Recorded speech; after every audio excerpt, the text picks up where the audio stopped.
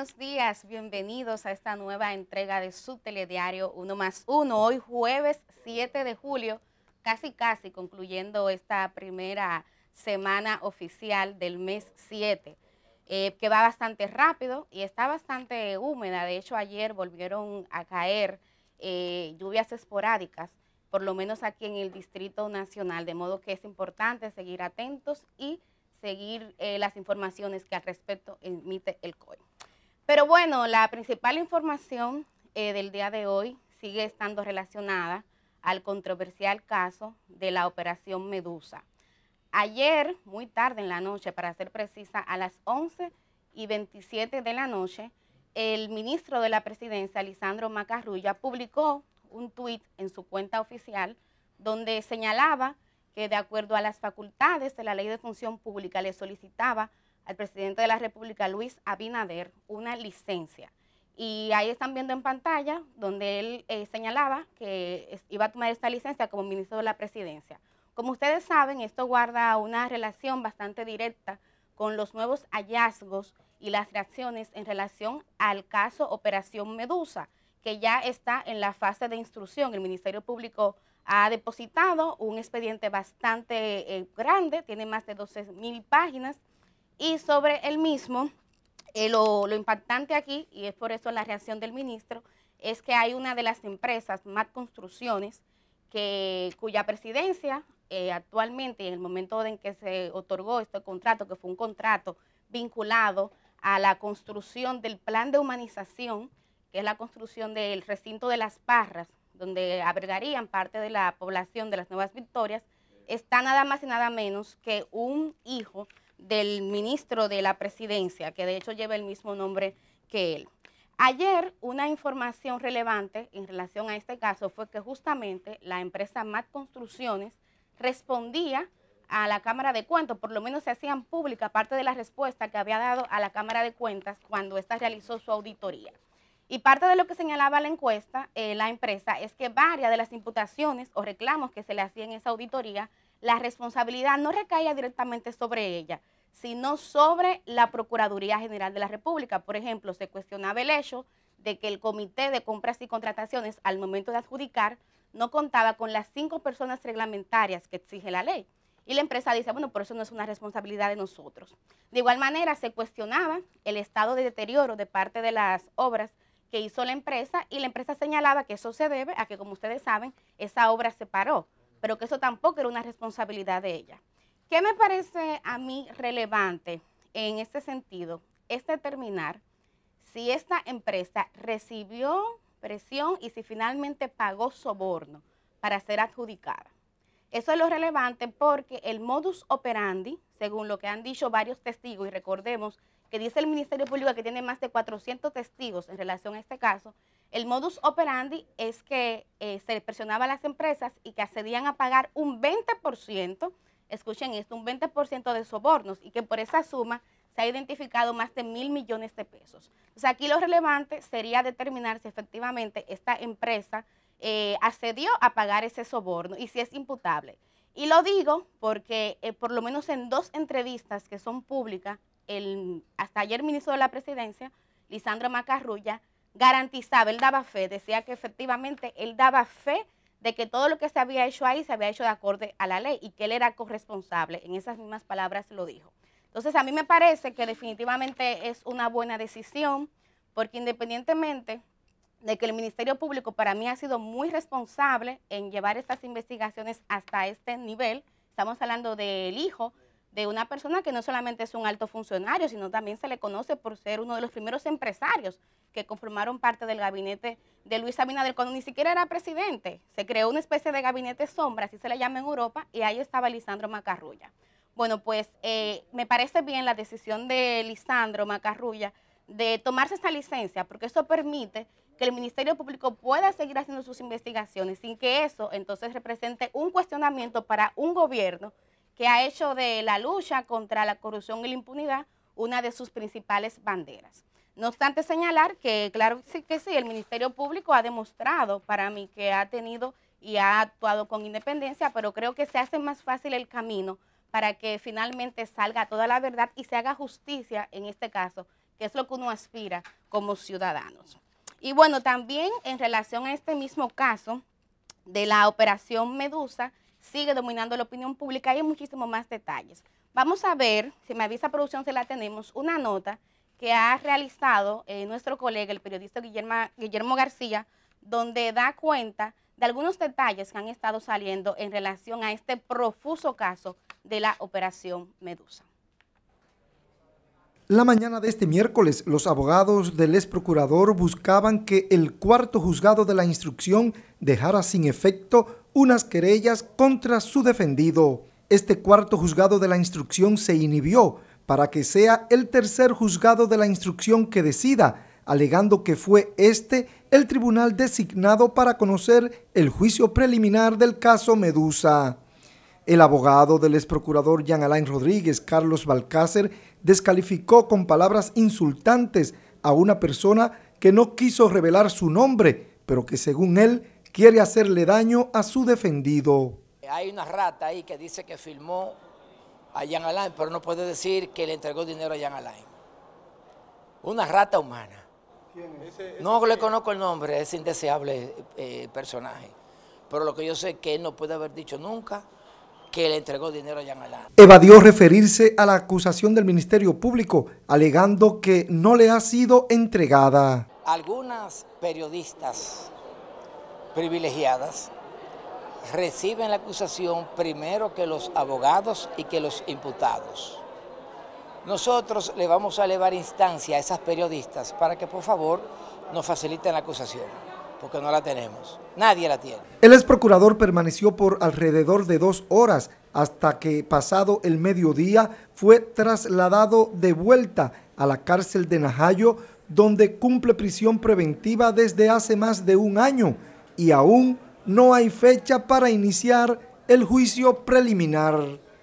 Guillermo García, Informativos Teleantillas. Bueno, ahí veían ustedes una nota del periodista Guillermo García que recogía parte de la reacción de la barra de la defensa del ex procurador Jean Alain Rodríguez, que es el principal imputado en este caso de la operación Medusa. Miren, a mí me parece bastante floja, creo que se están yendo por las ramas, porque básicamente la defensa lo que está argumentando, y lo hacía en voz del presidente de ese Consejo de Defensa, que es el abogado Carlos Balcácer, el tema de la filtración de los datos. Sin embargo, fíjense que en ningún momento él hizo alusión al fondo de este expediente, que es un fondo bastante preocupante, porque lo que ha dicho la Procuraduría es que el procurador, encabezaba conjuntamente con sus principales funcionarios una mafia que se dedicaba a extorsionar empresas y que adjudicaba a las empresas antes de que se realizara la licitación, y esto para mí es muy preocupante. Ayer continuaron saliendo algunos detalles y uno de ellos es cómo el ex procurador habría pagado $2 millones, escuchen esa cifra, $2 millones a una comunicóloga mexicana que es asesora de imagen y que responde al nombre de Alejandra Lagunes, y quien a la fecha actualmente es senadora de México. Esta periodista también es conocida porque fue asesora del expresidente mexicano Enrique Peña Nieto. Entonces, ese pago de $2 millones, dicen los testigos, que se habría hecho en efectivo y que también en dólares, porque dicen que era el modus operandi, porque hacía menos bulto. Ya ustedes se imaginarán. De igual manera, también ayer tuvimos acceso a informaciones que daban cuenta que hay muchas de las personas que han sido señaladas en este expediente que se están poniendo a la orden del Ministerio Público, que están pidiendo colaborar como testigos para que entonces puedan cambiar el modus, porque ahora mismo están siendo imputados. Entonces, si son ya como testigos, entonces estarían colaborando.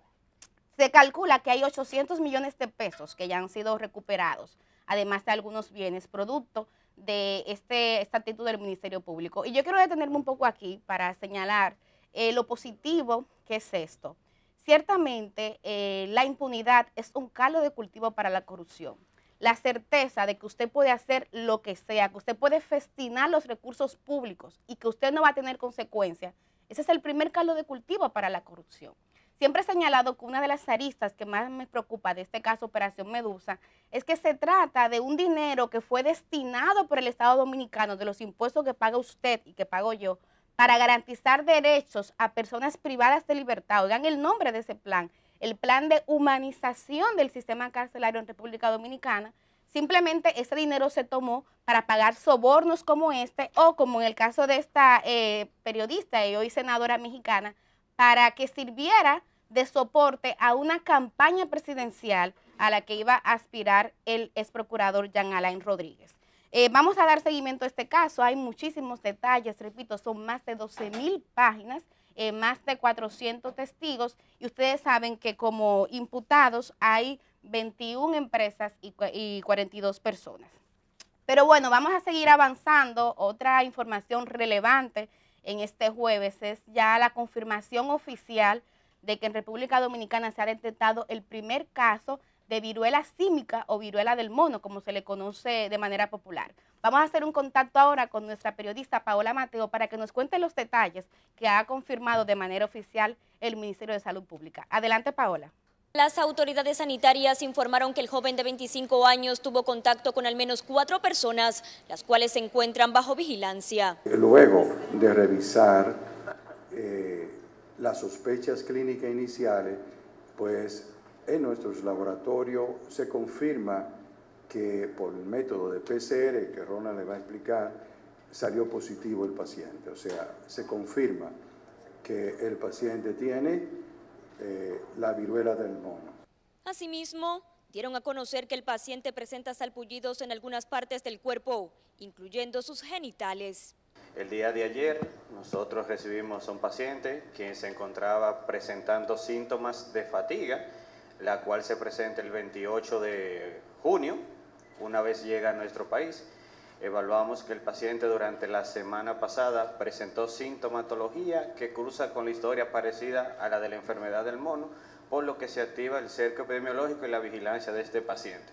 El ministro de Salud Pública, Daniel Rivera, pidió a la población no alarmarse, sin embargo no dio a conocer la adopción de ningún tipo de medida preventiva ante la confirmada presencia de la enfermedad en territorio nacional. Tenemos las pruebas en el Laboratorio Nacional para aquellos que tengan una sospecha, ya como lo dice Ronald, pues tiene que ser por un médico que evalúa a una persona, pues entonces tiene que hacer contacto con la Dirección de Epidemiología de cada uno de los centros públicos y privados.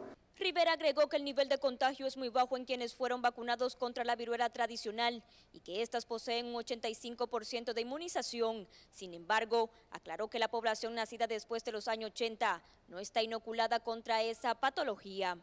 Tranquilidad para la población, esto no tiene un contagio abierto, no es por el aire, no es por un simple saludo. Y está específicamente este caso único determinado hasta este momento por la vigilancia y el cerco que tenemos, ha sido ya bien determinado y está aislado. Recuérdense que tiene que haber un contacto muy directo. Las autoridades de salud informaron que en este tipo de enfermedad el tiempo de cuarentena es de 41 días, de los cuales el paciente lleva 11 ingresado en el Hospital Militar Ramón de Lara y que su alta dependerá de su evolución. Para determinar la positividad de la viruela del mono en este paciente fue utilizado el método de la prueba PCR. Con esta información desde el Ministerio de Salud Pública regreso contigo. Gracias, Paola. Nuestra compañera Paola Mateo dando ya la información oficial de que el Ministerio de Salud Pública ha confirmado que el caso sospechoso de viruela del mono, y lo comentábamos ayer aquí en 1+1, ya fue oficialmente confirmado. ¿Qué es importante decir sobre eso? Bueno, hay que hacer de conocimiento público los síntomas, que son fiebre, dolor de cabeza, erupciones o salpullidos que salen en el cuerpo, mucho dolor también de espalda, y los ganglios inflamados. Ayer las autoridades, y también coincidía en esa línea, el Colegio Médico Dominicano, en voz de su presidente Zenén Caban, llamaban a la población a no alarmarse. Decían que esta enfermedad no es tan contagiosa como por ejemplo el COVID, porque no se contagia por el aire, sino que la forma de contagio es un contacto directo con las personas. De hecho, este paciente, que es una persona de 25 años, masculino, las autoridades creo que de manera correcta no han revelado su identidad, pero sí tuvo contacto antes de ser ingresado en el Hospital Militar Ramón de Lara, donde está guardando la cuarentena debida, con por lo menos 4 personas de su familia. Y hasta ahora, 11 días después, porque hay que decir que aunque el caso se ha hecho público, ahora las autoridades están al tanto desde el 28 de junio. Y 11 días después, estas personas con las que tuvo un contacto directo no han tenido ninguna sintomología relacionada a este caso de la viruela símica.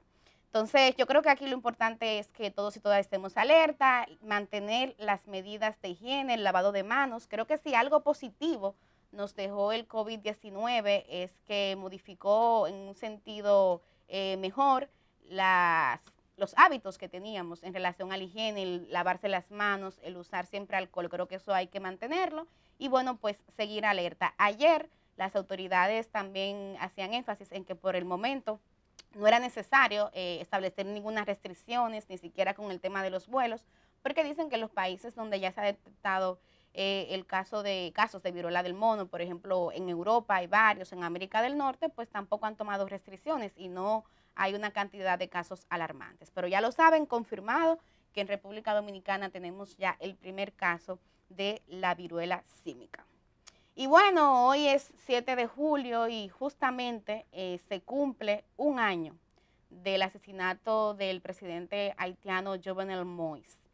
A mí me causa bastante extrañeza porque son 365 días después y lamentablemente todavía no tenemos información certera en relación a quienes cometieron este magnicidio. Ahí ustedes están viendo algunas imágenes que se hicieron públicas ese mismo día. Estábamos justamente aquí en 1+1, esa mañana del 7 de julio del año 2021, cuando comentábamos y dábamos a conocer parte de las reacciones. Ahí veían a Claude Joseph, que en ese momento se autoproclamó como primer ministro haitiano, y ahí pues algunos de los exmilitares colombianos, así como también las armas y documentos que usaron para perpetrar este crimen, porque recuerden que hay por lo menos 18 hombres de nacionalidad colombiana a quienes se le vincula a este crimen. Sin embargo, lo que a mí me llama la atención es que tanto tiempo después no tengamos certeza en relación a quienes cometieron el crimen, si hay autoría intelectual y cuáles fueron las razones que lo motivaron. Hay que decir que la policía haitiana ha investigado a más de 40 personas, oigan ustedes la cifra, más de 40 personas en relación a este magnicidio y sin embargo un año después no hay autores claves. De igual manera lamentar la situación política, económica y social de Haití, porque tal como leí en una crónica de un periódico haitiano, o sea, Jovenel se fue, pero los problemas de Haití han seguido y por el contrario se han agudizado. El tema económico, Haití ha duplicado en este año su inflación, igual como lo han hecho otras naciones, pero saben que en el caso de Haití, por ya las precarias condiciones socioeconómicas, pues es mucho más complejo. De igual manera, el tema de la violencia, muy grave, como en lo que va de año ya hay más de 500 secuestros que se han denunciado. Aquí en República Dominicana también lo hemos vivido, porque hay, de hecho, hasta funcionarios y también familias, sobre todo choferes, que también han sido víctimas de secuestro. Entonces, desde el punto de vista de los derechos humanos, lo que está pasando en Haití ha sido bastante preocupante. Una decepción, creo, importante, es que la clase política haitiana no haya podido ni siquiera sentarse, la clase política y social, en una mesa de diálogo para trazar una ruta que ayude a sacar a Haití de este vacío donde está. Porque hay que decir que lo mínimo que uno aspira es que se puedan hacer unas elecciones, porque que le puedan devolver la legitimidad, porque ustedes recuerdan que justamente cuando el presidente Jovenel Moïse fue asesinado, acababa de hacer algunos cambios en su gobierno. Y sin embargo, pues primero, Claude Joseph, ya lo decía hace un rato, se autoproclamó primer ministro y luego entonces finalmente se logró que sea Ariel Henry quien asuma el poder. Lo preocupante es que ambos han sido señalados por distintas voces como posibles responsables de este crimen. La ex primera dama, Martín Moisés, en estos días hablaba nueva vez a la prensa y ella insistía en que el actual primer ministro, Ariel Henry, estaría vinculado al asesinato de su esposo y expresidente de Haití. Así las cosas, como ustedes ven, es bastante complejo y lo preocupante es que Haití no avanza en términos políticos, no avanza en términos económicos, no avanza en términos sociales. Y mientras no avanza Entonces son muchas las personas, los seres humanos, que están padeciendo una vulneración muy grave de derechos humanos. Y bueno, ya para finalizar este bloque de comentarios, solamente compartir una noticia que entiendo es positiva, es en relación a un pronóstico que ha hecho el FMI de la economía dominicana. Mantiene la cifra de crecimiento que han dado las mismas autoridades dominicanas, el Banco Mundial, de que estaríamos creciendo un 5%. Es una cifra importante porque es un momento en que otras economías, inclusive muy grandes, como la de Estados Unidos, están ante un riesgo inminente de entrar en recesión. Entonces, el caso de que en República Dominicana se esté hablando de que vamos a crecer y que vamos a crecer un 5%, es definitivamente una información positiva. Vamos a compartir en este sentido unas declaraciones del ingeniero Guillermo Carán, que dio aquí mismo en 1+1, y donde él compartía a título muy personal su perspectiva de la economía dominicana. Adelante. A mi juicio no puede seguir así. Si hay que subsidiar, lo que hay que subsidiar es la producción. Ahora mismo nosotros estamos teniendo una amenaza fuerte de abastecimiento y de precios de importación importado. Cerca de la mitad de las necesidades alimenticias del pueblo dominicano se consumen mediante productos importados. Una buena palabra, en el sentido, porque tú tienes que ahora... Bueno, pues ahí vean ustedes las declaraciones del ingeniero Guillermo Carán, a quien tuvimos aquí ayer en 1+1. Vamos entonces ahora, producción, a hacer una pausa, porque tenemos aquí en el estudio a nuestro invitado para la entrevista en primer plano. Se trata del abogado constitucionalista Cristóbal Rodríguez, y como ustedes imaginarán, hay muchos temas de actualidad que conversar con él: Operación Medusa, ley de extinción de dominio, entre otras cuestiones. Les invito a que me acompañen después de la pausa.